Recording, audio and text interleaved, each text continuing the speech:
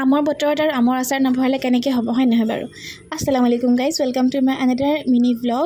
এইফালে মই আম কাটিলোঁ আৰু নিমখত দি থৈ দিম, বাকী আচাৰটো মোক নানিয়ে ভৰাই দিব। আৰু এয়া হৈ গ'ল নেক্সট ডে, আমি ঘৰলৈ বুলি আহিছোঁ। আবা অকণমান ভাল পাইছে গাটো, ঘৰ যাম কৈ আছে, তো সেইটো কাৰণে আমি লৈ আহিছোঁ ঘৰলৈ। আৰু এইফালে হাজবেণ্ডে আৰু মই ঘৰলৈ যাব লৈছোঁ, বহুত কামো আছে, সেইটোকে চিন্তা কৰি গৈ আছোঁ। মই আহিয়ে পূৰা কামত লাগি গ'লোঁ। চাওক, গোটেই কাপোৰ ধুলোঁ, ঘৰ সাৰা মুচি, আৰু ফুলখিনি পূৰা মানে শুকাই আছিলে, যিহেতু বহুত বেছি ৰ'দ দি আছিলে যে, সেইটো কাৰণে সেইবোৰত অকণ পানী চানী দিলোঁ। তাৰপিছত মই আছৰ নামাজ পঢ়ি এতিয়া মগিবৰ নামাজ পঢ়িবলৈ কাৰণে অকণমান সময় আছে, মই অকণমান কোৰাণ শ্বৰীফ পঢ়ি ল'লোঁ। তাৰপিছত মই এতিয়া আহিছোঁ ৰুমটো অকণমান ঠিক ঠাক কৰিবলৈ, মানে প্ৰথমতে বেডখনৰ পৰাই ষ্টাৰ্ট কৰিছোঁ, কাৰণ বেডশ্বীট সলালোঁ যে, সেইটো কাৰণে এখন বেলেগ বেডশ্বীট পাৰিছোঁ। আৰু যোনটো বেগত বস্তু লৈ গৈছিলোঁ ডিব্ৰুগড়লৈ, সেইটো খালী কৰিলোঁ এতিয়া। আব্বাক খবৰ ল'বৰ কাৰণে জেঠাই আৰু বা আহিছিলে, তেওঁলোকক চাহ তাহ দিয়া হ'ল। আজিৰ দিনটো এনেকুৱাকেই পাৰ হ'ল। আশা কৰিছোঁ আপোনালোকে চাই ভাল পালে মিনি ব্লগটো। আজিলৈ আহিছোঁ, bye, take care, love you all.